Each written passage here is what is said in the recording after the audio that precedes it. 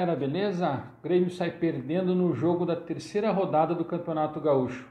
Ferreirinha, Pedro Lucas desequilibram. O Juan foi gigante e surgiu mais um volante para mudar o esquema.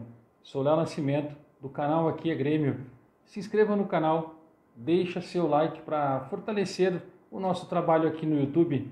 E vamos seguir aí no vídeo, porque o auxiliar técnico do Grêmio, o Alexandre Mendes, foi quem comandou o time do Grêmio hoje contra o São José, e ele escalou a mesma equipe que jogou contra o Aimoré na rodada passada.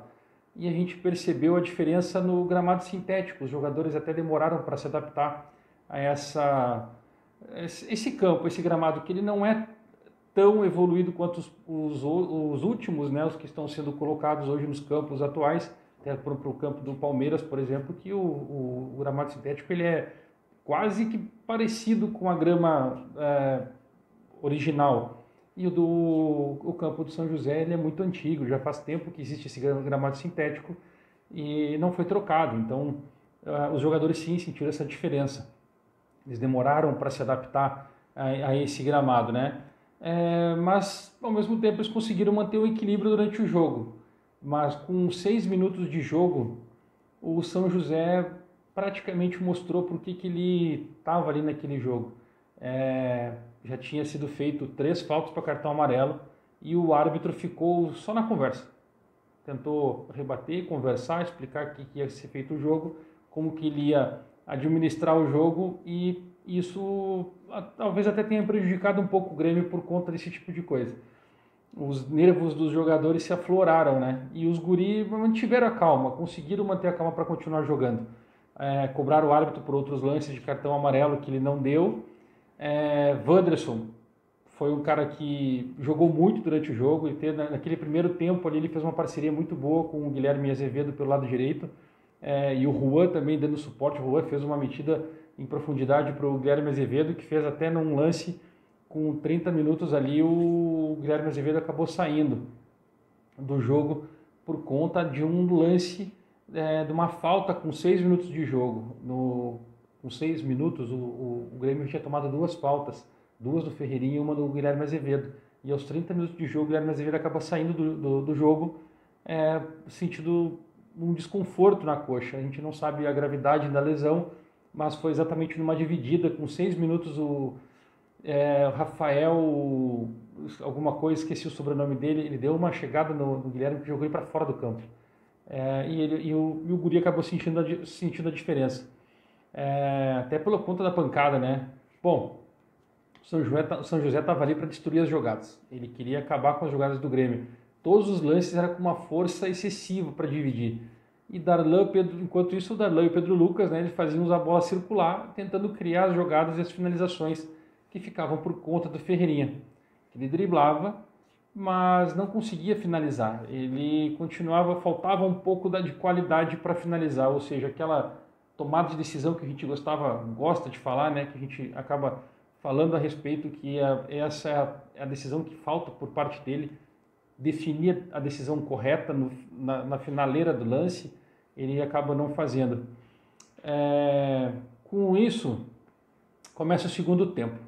E o Grêmio continua atacando. O Grêmio joga com o time pressionando dentro do campo do adversário do São José. O São José não consegue criar, tem algumas oportunidades por algum erro ou outro dos jogadores do Grêmio. Eles até chegam no ataque, criaram escanteios, mas o Grêmio volta para o segundo tempo pressionando no mesmo esquema, no 4-2-3-1, com o time todo no campo do adversário, pressionando eles, porque quanto mais próximo do gol, né, criando os erros dentro do gramado artificial, poderia favorecer o Grêmio. Mas isso não aconteceu. O São José conseguiu, deu uma escapada e saiu num contra-ataque de um lance totalmente estranho, assim, no meio de campo. O zagueiro Rodrigues até ficou para proteger a bola do atacante do São José, mas ele saiu do lance. Ele veio protegendo, ele acabou saindo do lance e deixou o Breno tomar a decisão. Ou seja, um erro de decisão de proteção de bola do Rodrigues causou um erro do goleiro Breno. E o atacante do São José cabeceou a bola por cima, encobrindo o goleiro Breno na saída dele. Até o Breno tomou um cartão amarelo, porque no lance ele saiu de soco na bola e acertou a cara do adversário. Bom, enfim, se não fosse gol, seria pênalti, independente de uma coisa ou outra, uma sucessão de erros, né? Veio na marcação do meio de campo, que encontraram um espaço aberto, e o Rodrigues saiu do lance, né? Ele deixou o lance para o Breno, sendo que ele poderia ter protegido a bola e ter deixado o Breno mais fixado dentro da área, né? Dentro da pequena área, em vez de ele sair desesperado como foi feito. Bom, então o que aconteceu? O Grêmio tomou o gol e o Alexandre Mendes resolveu fazer uma troca. E aí ele tira o Lucas Araújo e coloca o Fernando Henrique. E é onde eu falo que descobrimos um outro volante. Que volante! Sabe marcar, faz a função do primeiro volante, sai jogando, tem toque de bola, joga de bola com a cabeça levantada. Eu já tinha visto ele na base, mas ele no gramado sintético ele não sentiu a diferença. Ele jogou como se estivesse jogando no campo, com uma facilidade. Pena que ele é muito magrinho, mas olha a forma que ele usa para poder ser o primeiro volante. Ele antecipa a jogada do adversário. Ele não é aquele destruidor que vem e crava e derruba. Não, ele é o cara que ele antecipa o lance do adversário. Ele rouba a bola muitas vezes sem cometer a falta. Com a entrada dele, o que aconteceu? O esquema tático, o Alexandre resolveu segurar os laterais. Ele segurou o Cortez e o Wanderson e fez uma linha de 4 defensiva atrás.